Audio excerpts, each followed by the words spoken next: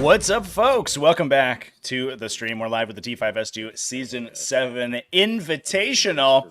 Probably one of the chillest and most laid-back games of TTS 40k that you've seen. These two players are, I think, fan favorites of the channel because they are pretty gregarious, and so this should be a fun game to watch. I think I might just put the microphones on them for a while because they are fun to listen to. Let's jump into this game. First off, big thanks to our sponsors for this season. We're sponsored by Delta Studios, which makes a wide variety of super cool props, war gear, weapons, obviously not real ones, but they are gorgeous looking replications for a wide variety of sci-fi universes, including Warhammer 40,000. So you can get full-size things like chainswords and bolt pistols from them to mount on your wall or to just threaten your opponents with when they deploy crypto thralls in all of their units and then respawn them infinitely. Then you can, sort of put the fear of the Emperor into them. We have GameMat.eu, which makes a wide variety of tabletop accessories, including neoprene mats, double-sided neoprene mats with multiple designs on both sides. Awesome. Pre-painted resin terrain. The Magnet Baron, which makes magnetization kits for your Warhammer 40k kits and is just a one-stop shop for all your magnet needs. They have a literally dizzying array of magnets available on their website, so go check them out at themagnetbaron.com. And last but certainly not least, 3D6 Wargaming, which makes all of our super cool objective markers that we are giving away to the players, and you can buy yourselves over at 3d6wargaming.com. Should note as well, we do have coupon codes both for Delta Studios and for GameMat.eu. That is code Tactical10 at Delta Studios and TT10 at GameMat.eu. You can get 10% off those ordering from them, so that's super cool. Hope you go make use of that. Thanks everyone for joining, and let's dive into this game. Nate FX Pro, can't wait to see the matchup. Yeah, it should be a really, really good one. I'm excited. I think that Doots, I don't know if feels that good about Necrons into Eldar, just as from a maneuverability standpoint. Eldar have some of, obviously, the most difficult to deal with maneuver options in the game. They can fire and fade their models away. They can phantasm away on your turn, and we saw that made excellent use of in our last game, Flashback versus Devon. Phantasm was an absolute game changer in that one, and I'm sure it will be similar this time around. So it's going to be difficult to pin down these big, heavy targets that Aeldari are bringing to the table. But let's talk about the lists. What's up, everybody in chat? How's it going? Thanks, everyone, for joining. Appreciate you could come watch some games, some late night 40k. I guess it's not that late, right? It's almost my bedtime, but not quite there. We've got a little bit of daylight left. So you can visit tts40k.com/invitational or find the lists in the video description, or by just using !lists in the chat, you can get access to those. We've got Zach over here rocking the Eldari. He's got an Autarch Wayleaper, who is the Warlord, to generate those gorgeous, delicious command points. A Phoenix Gem Farseer, and the Incarn. If you see a pattern here, it's because this is the exact character loadout that we saw in Flashback's army, Sans One Spirit Seer. However, we do have a much more MSU vehicle-oriented allotment of units elsewhere. 2 Hornets with Eldari missile launchers. These guys, Zach, who did tell me before the game, were brought specifically to try to counter Genestealer cults. So, Genestealer cults with the... I mean, you have to deal with heavy opposing armor just in general, but Genestealer cults then also bring the threat of immense numbers of models to the table, and you have to be able to sweep those models super quickly over and over and over again. And the multi-attack profile that the... excuse me, chat. Trying to bring up the profile right now. The multi-attack profile that the Eldari missile launcher gives you access to is extremely useful. Here we go. So it can either be firing a Strength 10 AP2 D6 damage crack missile shot, or a Strength 4 AP1 blast plasma warhead shot. And the benefit of that is, because it has 2 of those, obviously, it not only has floating rerolls from the from the detachment ability, but then it's also able to get that blast doubled. So it's going to be firing 2d6 plus 8 shots against a big brick of 20, for example, Neophyte hybrids, or in this case, Necron warriors. So that's going to be pretty useful.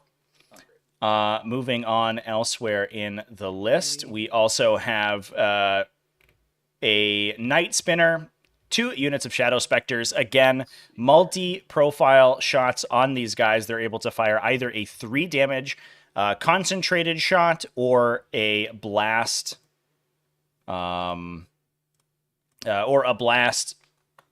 dispersed shot. So again, they have the opportunity to really hammer into big units. And again, we have these Necron warriors that can potentially be susceptible to that.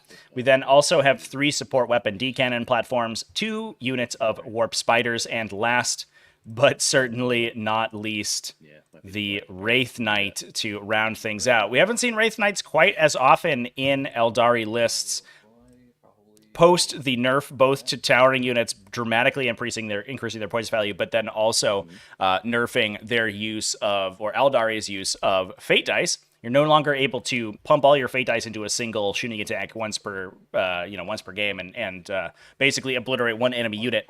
Easy peasy. You now have to only use 1 fate dice per phase, so you have to spread them out a little bit. But the Wraith Knight being such a concentration for all of your buffs in Eldar is super useful. You can use Phantasm to get it out of dodge, out of danger. You can be guiding it with that Farseer. The Farseer Skyrunner. In fact, I guess we just have a normal Farseer this time around, so we're just going to be running the foot guy to give it protection. And you can be pumping it with those fate dice every turn to get those huge Wraith Cannons. Super, super big damage. Moving on to the Necron list. This is fan favorite Doots over here in the red, playing Necrons. He's running 2 Hexmark Destroyers. Interestingly, neither of them running the Sovereign Coronal. That is instead on a Technomancer. So that guy is going to have a lone operative, so he's going to be able to hide in the back there and project that aura of +1 to hit, or count as being led. We have a Transcendent Catan with the Sempiternal Weave, so he has a 4+ Feel No Pain, in addition to having damage and having a 4+ Invulnerable Save. We have an Overlord with the Hyper Material Ablator, so giving his unit cover and stealth and potential cover. Orican the Diviner to grant a 4+ Invulnerable Save to a unit. 1 Locust Lord with a Resurrection Orb. 20 Necron Warriors, so we're probably going to be putting the Overlord with the Hyper Material Ablator, yep, there he is, in the middle of that unit. So that unit is going to be potential 3+ save then, with stealth, so -1 to be hit, a 4+ invulnerable save, and then the ability to reanimate an immense number of times. Now, it is an open question exactly how the Necron Warrior reanimation protocols work, because they are a little borked right now, just in terms of their actual wording. So the question currently is that we can use the protocol of the Undying Legions to reanimate units or models in a unit reactively in response to taking casualties. That has a specific clause that replaces the normal reanimation protocol with D3+1.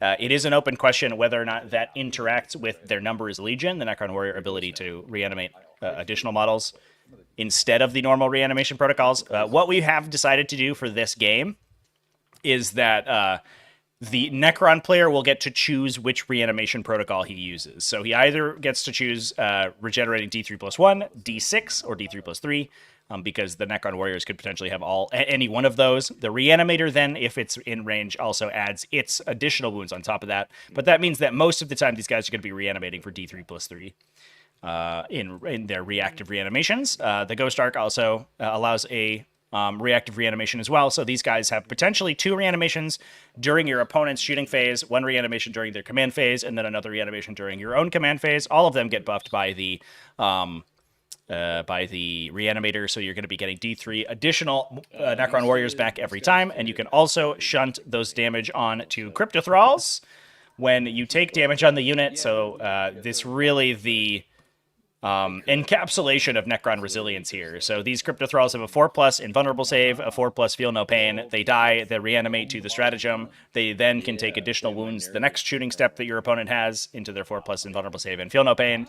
Then they die, then the Ghost Arc triggers, regenerates them again, and they do it one more time. So this unit is extremely hard to kill. The question is whether or not all of these blast weapons that Zach has put into his army are going to be enough to burn through this Necron Warrior brick.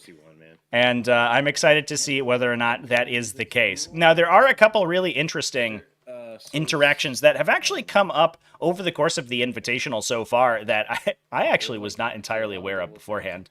But the first one being that the Necron Warriors reanimating so many times actually doesn't flip objectives until the end of phases. So it's difficult for them to actually steal objectives using that if they have to do it in their own command phase. The other one is that if the unit's destroyed, obviously, models can't then be replaced to it. And if they're picked up off the table and reanimated in the same command phase, that also doesn't work. Although I don't believe that we have a Veil of Darkness in this list, so I think that we are safe from that. Yeah, there's no Veil of Darkness here. We do have a lot of shooting in this list, backing up that huge brick. In addition, we have a Ghost Arc, a Canoptech Reanimator that I keep talking up. It's probably one of the best support units in the game. Certainly an auto include in basically every so I could be like basically every Necron army. I think Zach here was trying to keep out of line of sight with his race knight, and dude's just reminding him like, bro, I can see you over train here. The walls are big enough to hide from Titans. But you have to worry about your protruding limbs. So because you ignore the normal Ruin visibility rules for drawing to and from line of sight to the Wraith Knight, you are going to be able to shoot at the awkwardly posed arms on the side of that thing.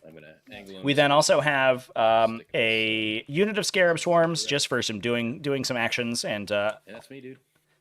Completing secondaries. Two Doomsday Arcs, a unit of Flayed Ones again for some forward deploy. 3 Locust Heavy Destroyers for the Locust Lord to jump into, and then 2 individual Locust Heavy Destroyers. The Locust Lord has the Enmitic Exterminators on them, so they have the lethal hits attack. The Locust Heavy Destroyers just with their Big Goss Destructor. So we're going to try to get some beads on the Wraith Knights with that. And Zach just completing his deployment here, and then we'll get the game going. How are people feeling about this matchup, by the way? Ooh, thanks everyone for joining, by the way. 11 a.m. over in Australia. That's easy peasy. Zachary Crumb streaming at work. All right, I won't tell the boss. Yeah, the support weapon platforms are going to be amazing. Those things blasting into Necron Warriors is potentially devastating, and it looks to me like Doots is basically just deploying on the line. He's going to go first here. He's going to go first. He's going to ram these Necron Warriors right down the middle of the table and say go. Any result? Do I think that was an upset for round 1? Let me tell you, both Space Wolf players getting out of Genestealer cults in the round of 16, that's wild. Absolutely wild. We do have one game besides this one remaining of the round of 16 for the Invitational. That is going to be Salad versus Broku. That's happening Wednesday evening, excuse me. That one's on the schedule as well. In fact, I'm going to set it up so this will redirect to that broadcast when it's done. But then we're going to be getting those round of 8 games scheduled as quickly as possible. And the first couple are scheduled for this weekend. Painting some Necrons. Hell yeah.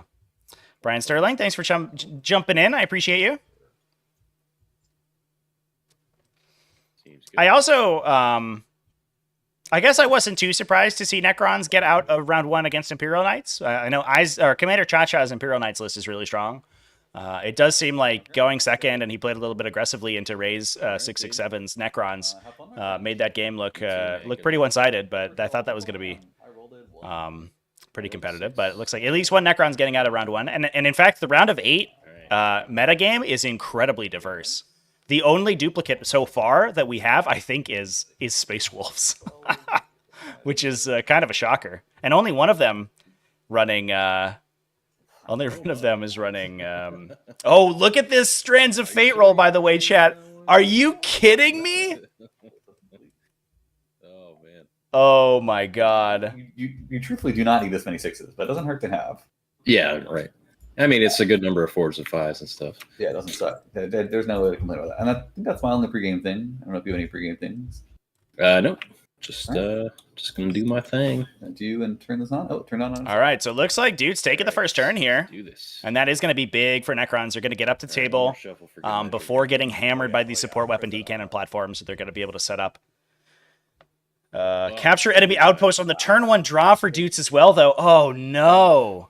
Oh, these dice are not... These dice and card draws are not coming up Necron favored in this first battle round. So I will discard enemy outpost. 1-0. Get rid of that. So I think it looks like we just get an immediate... Is not and we swapped for behind enemy lines. Dude, this is brutal.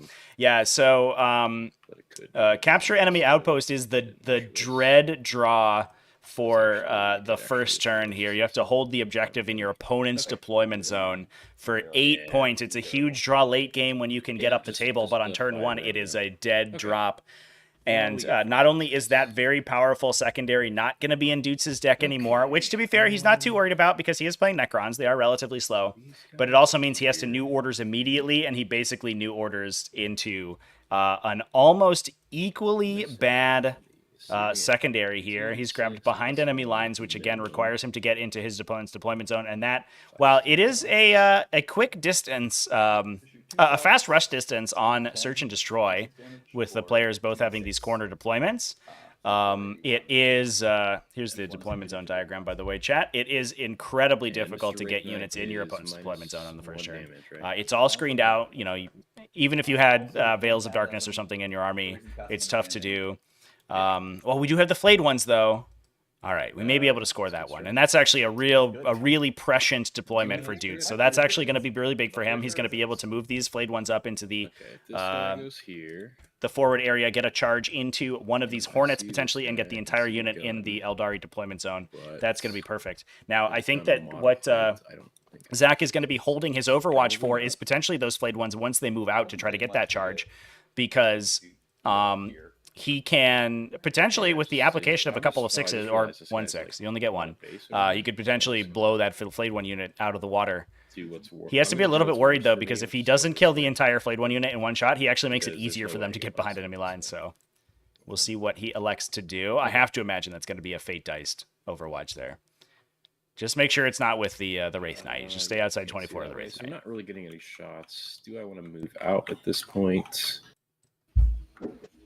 There's not really a reason yet. How far away is this? Oh, I can't select this. Okay. Capture enemy outpost should have the role that you redraw on turn 1. Yeah, I would like that for sure.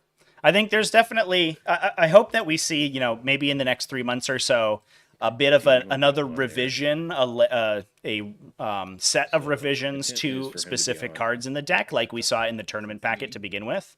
I think Bring It Down's one of them, and I think Capture Enemy Outpost, if it flipped itself back into the deck on turn 1, it would be much more reasonable. Definitely. And the Hornets move 14. 14, that's right. And you could Phantasm. They could have him. They can also fire and fade. I'm gonna put like three guys out here. Sounds good. It's like 6 OC.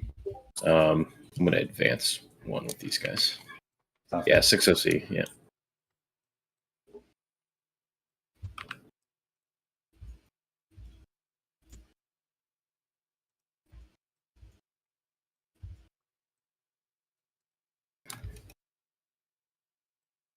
So Dude's just ensuring that the lighter units the Eldari have, they do have Warp Spiders in the back here alongside the Hornets, are not going to have an easy time taking that objective over. And if they do, they are going to be moving directly into the sort of the teeth of these Necron guns, so that's probably not very healthy for them. Dude's trying to keep himself safe a little bit, I think, from some of the shooting, but for the most part, the Eldari are probably going to get the lines that they want, especially since a lot of their damage output is in direct fire anyway. Hold on, let me finish moving my warriors. That's the thing I should do. Yeah, this is a bit of a classic Silvertide for sure, chat. But man, it is like a little unfortunate for Doots because Zach brought such a counter to horde armies. And these Necron warriors have insane reanimation, but if you lose the unit in one shooting phase, it doesn't matter. The thing you have to keep in mind, though, is that, you know, line of sight becomes a huge issue, and so this indirect fire is going to be really powerful for Zach. Basically, what he needs to do is fire all his direct fire shooting first and force Doots to start pulling his models out of line of sight. Then he can fire his indirect fire, and if those models can't crawl their way back to the objective with reanimation protocols, then it won't matter so much. You would be able to move through the Incarn and the support weapon. I would or wouldn't. It looks to me like no, but if you want to, if that was your intent, then you want to like back her up a little bit. I think, well, one, in 10th edition you can always walk over your own models, but two, the walkers walk over models anyways. Oh, they just do it anyways. Got it. Yeah, she's not like a monster or anything. I think she is a monster, but he still walks over anything less than 4 inches in height. Which I guess I haven't measured how tall she is. But, okay. I think, anyways, I guess vehicles and monsters can't walk over themselves, or can't walk over vehicles and monsters. I'll measure how tall she is. I'm just gonna assume you can do it. I believe that. We're talking about the Wraith Knight. I don't really know how to measure her. I believe that the Wraith Knight cares about the height of the models. So I'm just okay. So you're gonna go 10. Outside of terrain, I don't think anything cares about the Wraith Knight in real life is about 8 inches tall. If that helps. You know, I'm gonna measure my real Incarn. I'll be back. Cool. Yeah. Just goes here. Yeah. The ability only. The Titanic Walker ability, so this is both for Wraith units and for that is not the Wraith Guard, or the Wraith Knight, excuse me, and for Imperial Knights, like other super heavies, only actually measures the height of terrain features. It does a terrain feature. It says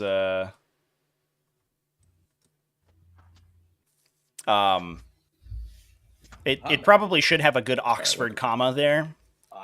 But I believe that the intention of the rule is that it moves over other models and terrain features that are 4 inches or less. No, I'm just gonna assume that you didn't want to place your model like that. I can walk over the D cannon in front of me because that's less than 4 inches in height, so I'd have to just step forward a little bit. Titanic Walker only checks for the height of terrain features. You can't walk over. Yeah, it's worded poorly, but you can walk over other stuff that's not Titanic. Okay. Okay. Otherwise, you'd always play the small knife on your Incarn because it's slightly smaller than the big sword, I think. If you want your models to be physically lower than they are. 17 is my fastest speed with Phantasm and then move. It is a bizarrely worded rule, but that's what we're going. Oh, that's right, because it's max 7, right? Yeah, it's 7 with Phantasm and then. Okay. There's no way. Okay. Next question is, how crazy are we getting with this? Maybe a couple shots. Yeah, chat. It's you can move. Friendly models can move your other friendly models unless they are both either monsters or vehicles. If you're fly, you ignore that as well. You can move over everything. So flying vehicles can move over each other. And if you have that Titanic Walker ability, you can move over other non-Titanic stuff. So those are some of the big benefits of having the fly keyword right now, is it actually lets an army of flying vehicles, like we have all these Hornets right here, are actually very, very flexible in their movement because they can all move over each other. Whereas normally, because they're vehicles, they would be blocked. Like here? It makes things like Greater Demons actually really nice to move. Anything going on? Like Overwatch? No. Yeah, okay. Just making sure. I don't think I'm remotely close enough. Okay. For whatever, for Phantasm's at the end of the moving phase. Yeah. So we can see there, do that. This guy can't really fit there right now. Move him a little bit further up this way. That's good. We can measure like this, so he's good. Actually, I do need to do the signals. So Technoboy can do that. Yeah, so Investigate Signals is a bit of an awkward draw in turn 1 because it's usually low scoring, but at the very least, you can score it and get it out of your hand. And that's really, I made a video about how to play your tactical secondaries and how to choose secondaries, and that's one of the things that you should always be looking for on your tactical secondaries. If you have the ability to complete them in one turn, and here we go, here's the Sempiternal Weave, Catan Shard, jumping all the way over to the side of the table. These guys, when they advance, can choose to deep strike themselves instead of advancing normally. So, and because they have assault weapons, they can declare that advance and then also perform actions since they're still eligible to shoot. So we're going to be just popping him into a corner. And despite the fact it's not the highest scoring secondary in the world, we are going to investigate signals for 2 table corners for 4 points, and we're going to get it out of Doots' hand, and he's going to be pretty happy with that.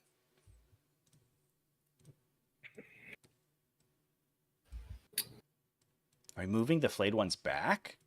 We're not pushing? Let me Not going to score behind enemy lines? Mr. Doots! Oh no, that's leaving points on the table here. It does also potentially bleed the Eldari for a command point, and while they do have the Autarch back there, Oh, we're considering. And we're considering maybe a push with these guys. The Autarch is... just know if I step on the objective. He only generates you a CP per turn, which means he butts up against any tactical objective CP generation you would normally have. And on top of that, he also... there's no free stratagems in this whole faction. So spending those CP doesn't, you can't use multiple stratagems per turn or free strats in Eldari outside of Azurman's Overwatch, I think. And so that is just going to be CP that's gone forever. And we're just going to be putting the flayed ones back. Doesn't look like we put them far enough into the corner to do their own investigate signals. So losing out some points there as well. Yeah, I don't know if I like that move.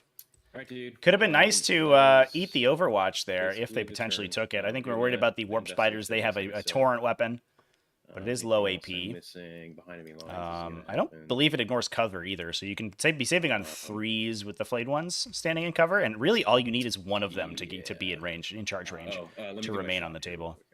I think on the moving phase, I will Phantasm. Yep, go ahead. Which gets me my 1 CP. And this guy... Yeah, that Overwatch actually would have prevented a Phantasm from happening too. I wonder if Doots is going to regret that. Especially since I think these flayed ones are going to get killed by something this coming turn anyway. I don't think they're going to survive. The Warp Spiders can potentially just move 24 inches and go shoot them. That will probably be dust for them, since the entire unit can shoot rather than just a couple. And there goes the Wraith Knight. One of the big benefits of the Wraith Knight being able to move here, not only can it hide behind terrain, but it can also move around aggressively to get better lines of sight. And it's unlikely, especially if it has Fortune on it for -1 to be wounded, that thing is in grave danger if only 1 or 2 enemy units can shoot it. And I did walk out of my Farseer's range, which is, a little sad. But I did Phantasm out of the Fortune range, though? Okay, well, just kidding. Get wrecked, Farseer, I guess. Not the Incarn. Not fortuitous today. We'll just pick a little Hornet. too aggressive, maybe. That Hornet will be fortuitous. A little fortune symbol. Fortune. You want to draw before you decide, or do you want to draw after? Draw. Oh, that's right. I forgot. You're right. I need to do this. There's a button. Draw. Overwhelming force. Boom. We called it, bro. We fucking knew it, man. We fucking knew it, dude. Tempting target. Where do you want to tempt me? So the the flayed ones here, I think Doots just said he was going to put them on the objective in order to potentially hold the objective, or at least force the Eldar to move models out to touch it to contest it, so he doesn't score the primary. But saying that his opponent will probably get overwhelming force, which will score when he destroys units on objectives. So I think Doots maybe eating his words a little bit here. Cool. That's tempting. And then the force, we know that. It's going to be pretty much the 3. Not a lot to do about that. It's just going to kill those guys, and there's these Necron warriors on a point, but we'll never kill them. And over here, I don't know. Maybe we can kill something on a point, but I doubt it. Okie dokie. And then I'm pretty sure I know, but any super cool Overwatches other than these 2 hex marks? Like flamers, rerolls to hits, explosions? Not really. And the Satan is exploding hits. And the warriors. Well, it's both. Good for him. Good for Satan. And then the warriors aren't bad because it is lethal hits. Yeah, that's not terrible. Cool. Yeah. Okie dokie. And then these guys I don't think own a gun, so. Yeah, they have no guns. They gave all their guns to the octopus. Yeah. This guy will go his 14, which does not get him through this building, but he'll go, as close as he can. Oops, right there. And then double check. Yeah, tempting target. Right. We've established this already. You are just barely outside of 24, so you will have to move. You are 3. That's 3 inches. You would love to be within 12 of a Farseer, which you super duper. Where you can find the name of the match. The boards are all available on tts40k.com/maps. That's the website for the T5S2 Invitational Series, and you can find all the maps there. We play all of the events that we play in the TacticalTortoise server. We play using these maps, so we have a set of 4 to go with the 4 GW layouts. Yeah, they're freely available for everyone to use. If you are interested in playing, by the way, we just extended the registration for our grand tournament. It's now open through Wednesday, U.S. Eastern Time. Exclamation point events in chat. We have both a combat patrol event for new players and a grand tournament event available, and people are freely able to join either of those. We're gonna have door prizes. We're gonna have if you want to play in the Invitational next season, the T5S2 standings points as well. So please go check those out. Give him some options for where he wants to stand. Ooh, don't do whatever that is. You can stand up here. Yep. And I guess corner in a little bit more just to really get line of sight to this Ghost Arc and view it. Yep. Here. So just going to try to put down the Ghost Arc right now. These Necron vehicles are relatively hardy. They're protected by really good invulnerable saves thanks to that quantum shielding. But if we get a couple of 6s and we're able to put some mortal wounds into those guys, they don't really have much of a defense against that, so they're just going to have to eat it. We don't have a Tomb Spider in this list. That would be the potential defense to give everything in the aura feel no pain, and an additional defense against psychic weapons, which we don't have any of right now, but certainly can help a little bit. But I think that Zach is going to be prioritizing this Ghost Arc as quickly as possible, because this thing could potentially create an enormous problem for him if he's not able to kill it very quickly, just because of the fact that it's going to be able to reanimate so many warriors during his own turn. Sacrifice I am willing to make. This 4 spiders will jump. Pull up its data sheet right here. It looks like Take a mortal. I'm gonna fly over here. yeah, so this thing is once per phase, works in both the shooting and fight phases, get able to activate reanimation protocols for a warrior unit that's attacked by enemy models. Here comes the Warp Spiders, so using their big movement to get onto this objective. They don't quite outnumber the Necron Warriors yet, but we are going to be forcing a interesting choice for Doots. Either he pulls his warriors in front here, out of line of sight of all of these attacking Hornet and missile launchers that are going to be shooting him, and of course the Warp Spiders themselves, or he cedes that objective to the Warp Spiders and doesn't get his points for them. Looks like we might be considering an Overwatch. So we can Something like this. yeah, some guys over this way. Hang out over here. Haunted Bagel, thanks for the kind words, man. Appreciate you. Facing the Aeldari list, don't know if you could resist taking fixed, bring it down. Definitely a potential. You can get it on the Hornets and the D-Cannon platforms and the Incarn and the Wraith Knight and the Night Spinner.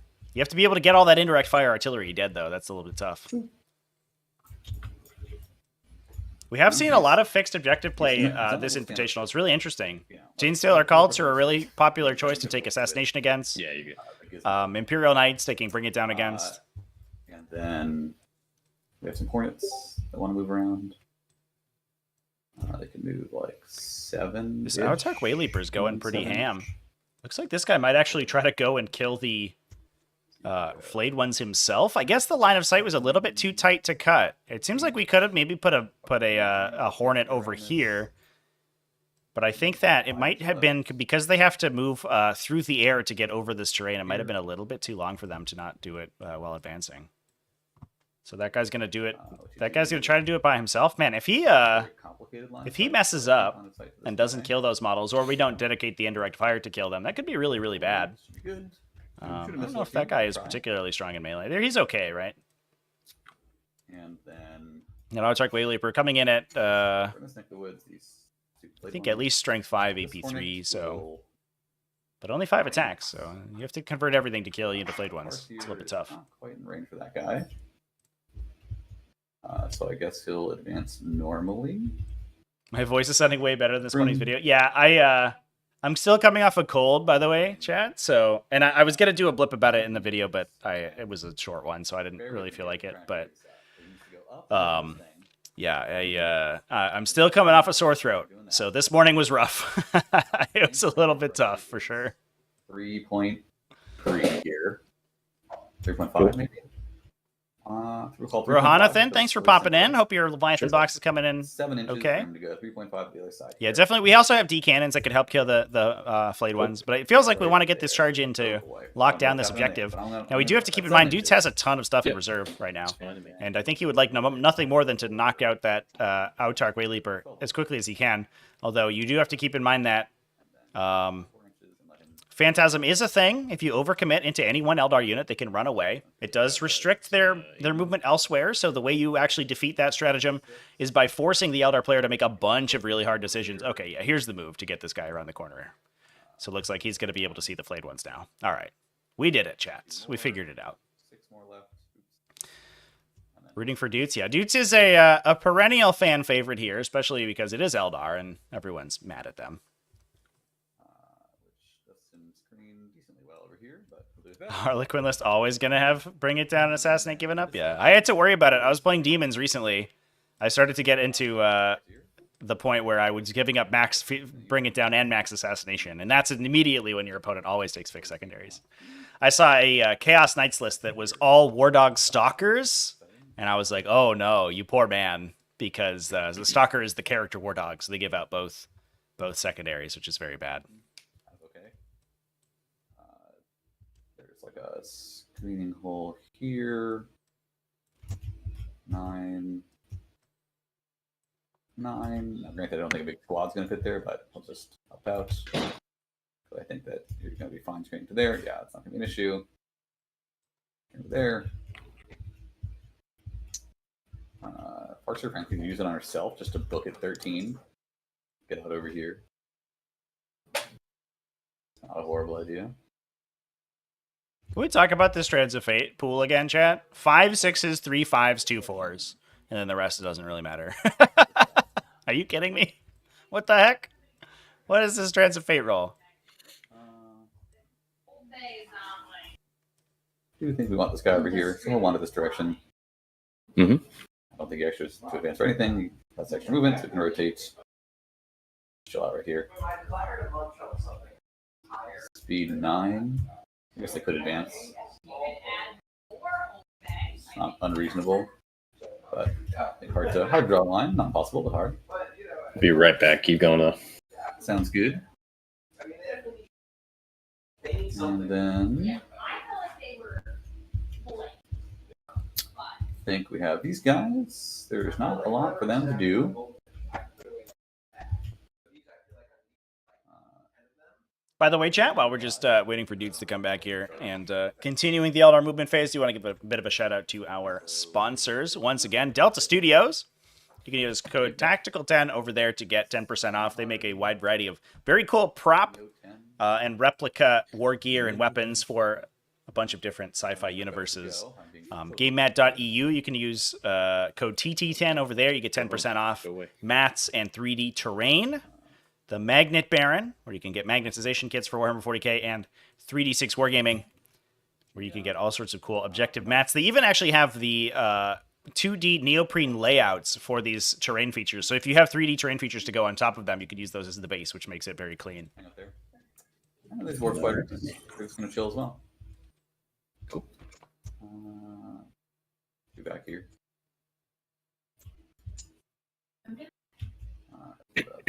Here wants to complete the screen there, so they're really not necessary for screening purposes. We'll just go back here. 24 is most places. I guess they do actually want to put the screen because the Farseer doesn't make the idea of standing on subject. But someone sure does have to. I guess we have you do it. Make you a little more visible, but not super duper visible. You're still screened out to here. Sure, we'll just do that. And this Farseer will use her 1 to auto advance her. And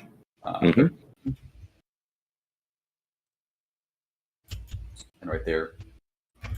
Yep. And then 9 is right here. 9 is right there. So I think she'll just peel back a little bit, but she should screen out 4 big bodies. I think it's not too hard to screen. Yeah. I can make this down to a 9. Yeah, I don't think 4 big boys are fitting there. Cool. Close transition. Yeah, I think we're pretty chill. Fortune's on this one random guy. Mhm. We'll do him. So I think we are off to the races. We'll do some shooting. Yep.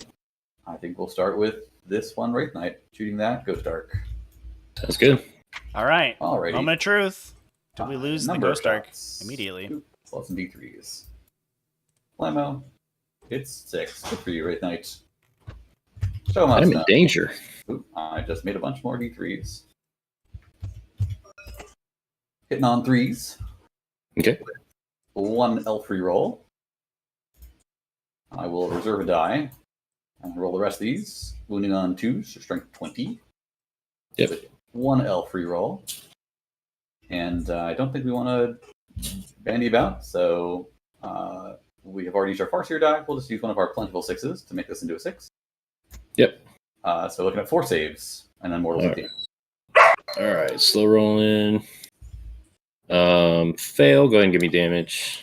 You got it. I'm going to just use some different color dice just for clarity. Boop. Blammo, looking at 10 damage. Ouchie. Oh boy. So I think we're just done here, right? Because of the mortals. I'll just roll the mortals and then we'll know. Yeah, mortals are another 10. There you go. No explode. At least no deadly demise there, but yeah, tough to survive that hit. And that is one set of reanimations, reactive reanimations done for that Necron Warrior unit. So that's going to make it significantly easier to kill now. It doesn't get the benefit of having those back-to-back reanimations, which is huge. 1 elf reroll, 2 saves, AP2. Good to go. Good to go. And then he'll spend 2 CP to fire and fade. Yep. And he'll scooch his boots over here, I guess. Not really sure where he wants to go, but no real way to get cover for him, even though he's omega fast. I guess he could get right in the way. Sure, he'll still scoot his boot out here. Boop. Alrighty. Thank you. So Hornet And then grabbing this objective, so now it's going to take a little bit more work for the Necron Warriors to get on that. We do have the biggest threat to them. It has been removed, or not removed, but has already fired, so we don't have to worry about that shooting anymore. That said, the mass indirect fire and mass blast here from these other weapons can put a big number on them. So we'll see how Doots elects to pull casualties and reanimate here.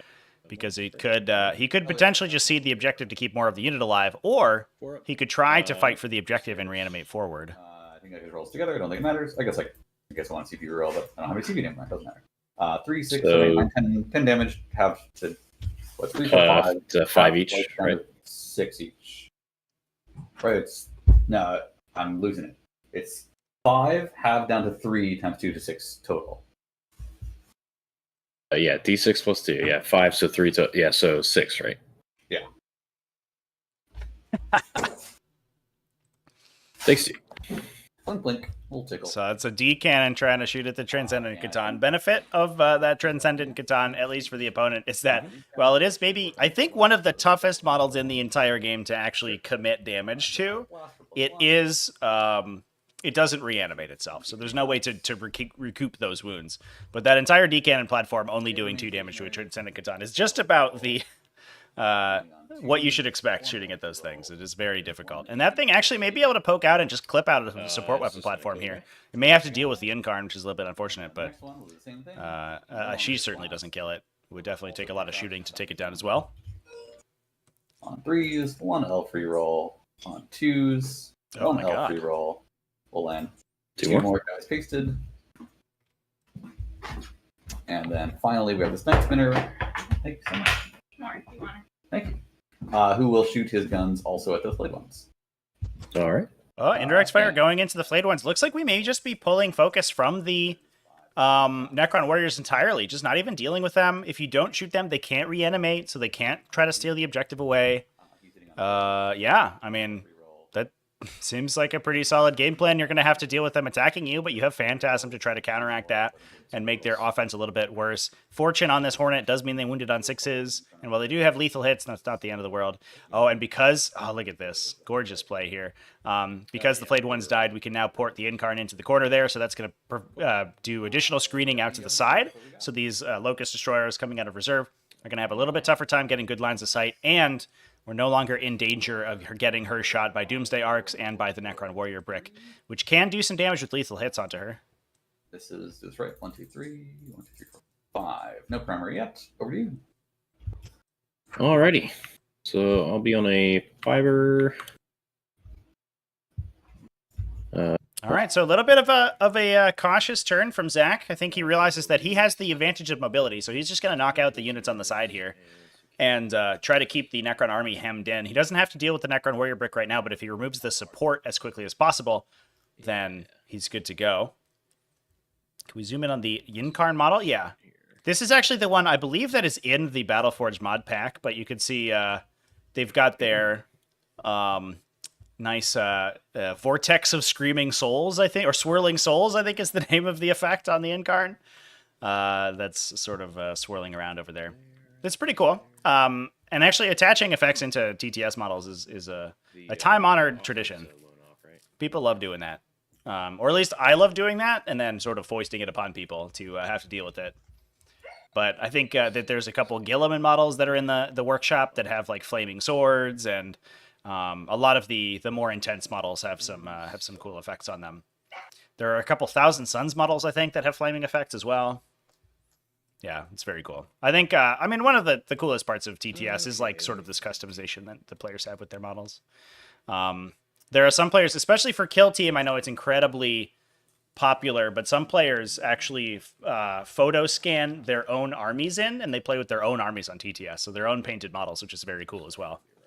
That's like another level that takes a while, but also just combining effects and combining stock parts in Tabletop Simulator is something you can certainly do to your 40k models, and makes it so you can customize them a little bit more.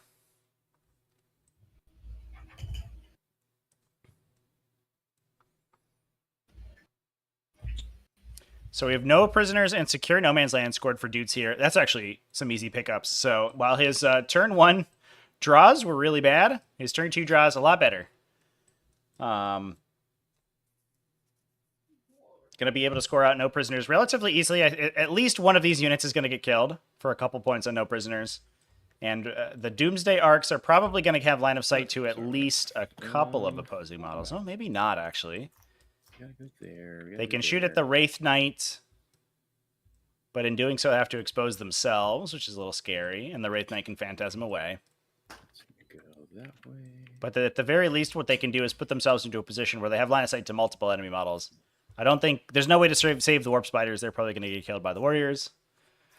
But the rest of the army can try to hide itself. But I think at least 2 things go down to no prisoners, and then the Necron Warriors have an easy move onto 2 objectives, so they get an easy secure no man's land as well. Yeah, it's very cool. It's very popular. I know in the Kill Team community it is, because Kill Team's usually only about 10 models, so the photo scan process isn't too hard. And for Marvel Crisis Protocol, I believe as well, a lot of people do that, scan in their own stuff too. But the other thing you can do is actually, here's a little bit of technology while Deuce is contemplating his turn. If you go to this custom tab here, you can actually get, let's actually open this up right on, oh, I don't know if this will open on stream, but you can actually get the source image of the skin that the model uses. Yeah. And what you can go is in a photo editing piece of software, you know, Adobe Photoshop or MS Paint or something, you can actually go recolor certain areas. And so you can reskin your models in TTS however you want, which is super cool too, without having to just photo scan anything else in. Wraith Knight, I think, is just going to have his way with me, dude. Towering. Yay. Yeah, so the Ghost Arc and the Flayed Ones went down. Yep. Well, I mean, I couldn't shoot that thing without towering. A little sad we didn't see the Flayed Ones push forward. If we saw the Flayed Ones push forward, there wouldn't be there wouldn't have been a Phantasm on the table. So the Wraith Knight potentially could not have gotten that shot on the Ghost Arc either. And I think the Flayed Ones would have died either way. Man. But they did go down. scoring overwhelming force for 3 for the Eldar. It's a low overwhelming force score, but still pretty solid. And Doots' real challenge here is going to be preventing the Eldar from overtaking him on primary right now, because he doesn't have too much that interacts with this objective deck back here. And I really like the move to put the Incarn down there to cement control of that objective, so it's harder to contest. Man.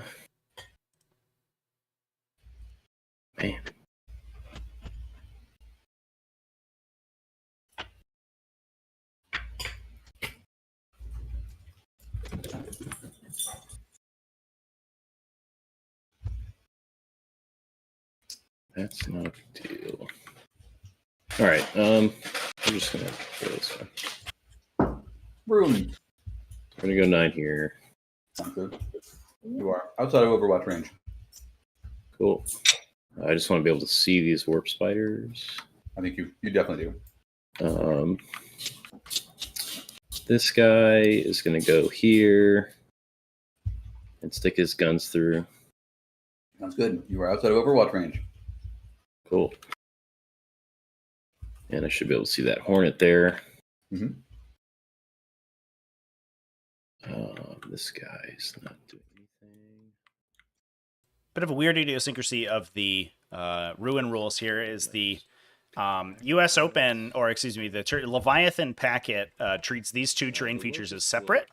So they're actually, you're able to stick sort of between them and get line of sight through if you can fit. But because they touch, line of sight can't be drawn through this way unless you extend over top. So that models with protruding weapons and things like that actually can draw line of sight and have the line of sight drawn back to them if they peek over the middle. Right? Like, if not, I'll just throw a space out there. It's like not a big deal. Yeah, sure. I think it sounds good. Yeah. Okay. And then kind of just where we're at right now. Yeah, Hornets have been playable in Eldari sort of on and off. They're it's sort of a crapshoot whether or not they're good. I do think Dudes might have forgotten to move his Sovereign Coronal back up, which is a little awkward. Dudes, move your guy. We need to get +1 to hit to all your guns. Yeah. Satan will just teleport over here. Broom. And this guy there he goes goes. here. Okay. We also have to move the warriors, yeah. The old zap, crackle, zoom. Zooping and zopping, dude. If I can get 6 to both of these, yep. And reserve arenas. The warriors did not move. I think we're just trying to escape a potential Overwatch, but that does mean that Doots is not securing no man's land. I'm just gonna put a bubble here. I think we hopefully are just proxying out the reserves right now. Oh, yeah, it's way worse than I thought. Okay. You can also draw you this. This is 9 right. Yeah, they are very cool models. It is weird that the Hornets are called Hornets and not lobsters, because that's clearly like a crayfish, right? Like it has the tail, it has the big like carapace, it has the claws out in front. It's clearly a lobster. I don't know how impressive the soldiers of the Imperium would have impressed they would have been by a Eldar rock lobster.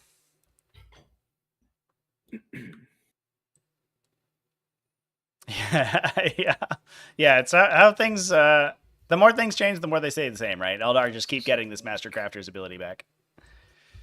Should be good. Those 2 would be good there. We can get this a little closer. Whoa, this is aggressive. Holy crap. Okay, so we're going to try to blank the Overwatch on the Warriors by not moving them forward, and instead grabbing this objective with a reserve in. Way. Without phasing through a wall. Are these guys, I'm going to try these models out, but they are not working. This is the Heavy Destroyer unit. Okay, so I should be within 18 there, just in case I need to shoot a support weapon. Yeah, sounds good. This guy can just be here. No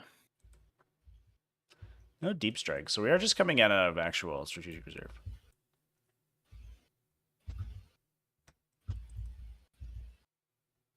Yeah, this guy just goes here. I gotta be within 6. Too far away. I am. What are you trying to do? That doesn't matter. Yeah, I'm just gonna. I don't know. Honestly. You might just come back here, to be honest. Get a shot in. Yeah. Draw tight angle over this way. He's towering. You could shoot him over the corner. Who cares? Just wants the gun to be able to see the backside of you here. Check. Okay. I need to decide whether I want to Overwatch him or not, or Phantasm away. Is this a strategic reserve? Yeah. Yeah. Oh, am I too far out here? Yeah. Yeah. Good call. Yeah. Okay. True, and you do that. To Phantasm. That is the rock lobster, the Eldar rock lobster for sure. So seeing where this Wraith Knight could go with a Phantasm move, we actually trying to hide out of line of sight. Oh, we're trying to escape the Doomsday Arc. That looks tough, my guy. I don't know, man. You got it, but he can't see from up there. He can only see from here, right? Well, you're towering, right? Oh, I'm towering. I don't know why I forget that. Yes, you're right. Yeah, so it's like this is what I got right here, pretty much. Right. Can I tell if he's mispronouncing Catan? Who knows how Catan's supposed to be pronounced? I've heard Catan, I've heard Catan, I've heard Citan, I've heard Satan. Could land right here. Oops. If I get straight, I don't think that. I haven't heard Sedan yet. That might be tough, but that looks fine, to be honest.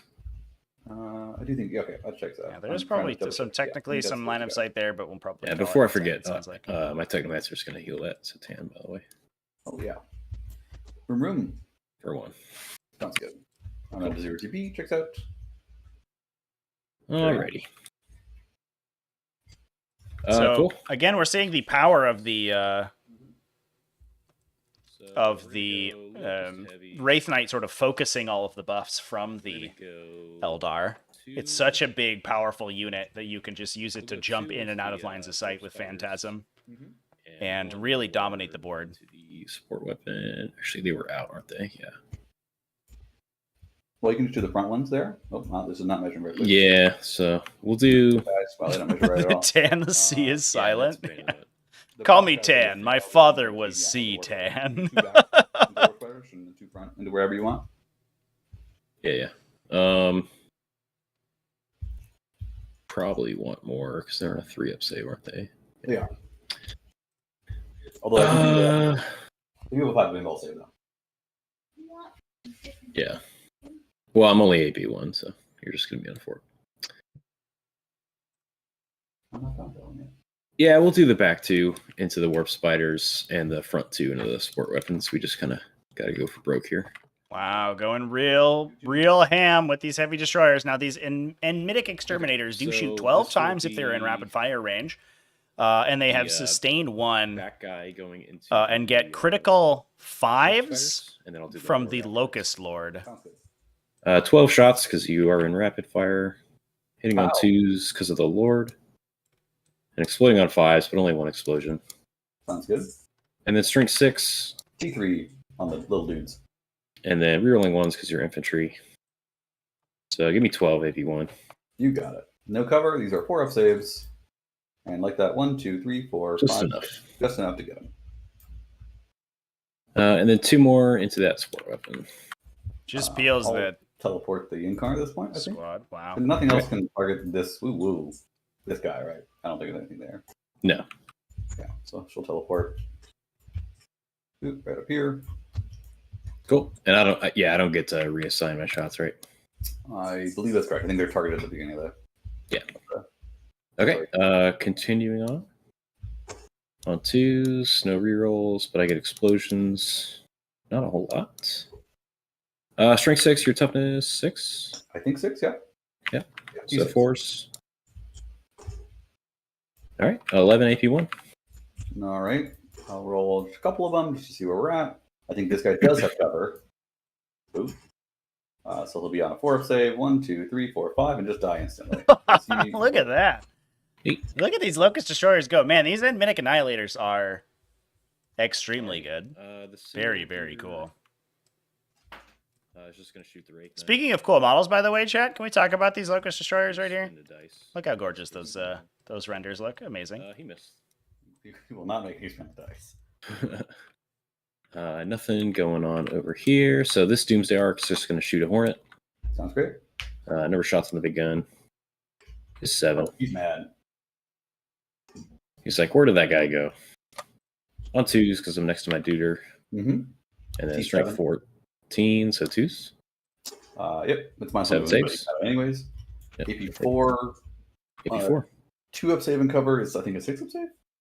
3, 4, 5, 6 up? Yeah. Yep. So we'll pull onto 1 unless something crazy happens. And we'll fill all these and die. Do we explode? We don't. All right, well, that's no prisoners maxed out already. Easy peasy. Oh, I forgot to move my warriors. I'm such a dummy. Like to? Yeah. I just needed to move like this. Yeah, touch the thing. I appreciate that. I mean, there's no world where you wouldn't, right? Like, what? You didn't gain any dice information. Yeah, I'm just just making. Wow, that's myself actually mad over here. Okay. Can we talk about some sportsmanship right there? I thought Doots was that was remaining stationary with his warriors specifically so that he didn't get overwatched. And then this guy, But it turns out he just forgot. But Zach letting him go back and do it. Wow. Okay. So That is extremely, extremely generous. for 5. So that's going to score him 6, I guess. 'cause secure last- no man's land and his max on no prisoners already. So he should cap both those out, clipping out a D cannon, a hornet, and probably 2 units of warp spiders here. That's a lot of damage. AP4. These are 5 with pinball saves and do a pretty good job. And 2 of them die. Gross. I hate it. Little guns. 2 6s are lethal. 5 saves, no AP. Sounds good. I don't think we have cover because this is pretty clean stuff. Won't matter. You're on a 3-up anyways. That is true. And 1 more will die. I did forget to declare the Exarch, so we'll just kill 1 more. Yeah. Damn it, that's weird. And then I guess I'll just shoot you with warriors. 2, 4, 6, 8, 10. Those guys can't see. 12 shots. Should be enough, but who knows? Anything can On happen. 3s because I'm lead. Oh, Neat. not a great roll. And 3s. 5 AP1. You'll get cover. I will. Yeah, because my whole unit can't see. Is that really how it works? I thought it was model by model. It is, but there's no way you can pull where that's not going to be the case. Gotcha. We'll take 1, and then we can do this last one. Yeah. Big one. So it's just an Exarch left. I should have been more clear about that. All right. Ouchies. How rude. A man with a plan. Yep. Always a warp spider on 1 or 2. It's always. I'm really, Always. really you should have 1 wound left. I mean, if we're being realistic. Okay. I think that's pretty much all we can do. Do I charge you? You want to come get me? I mean,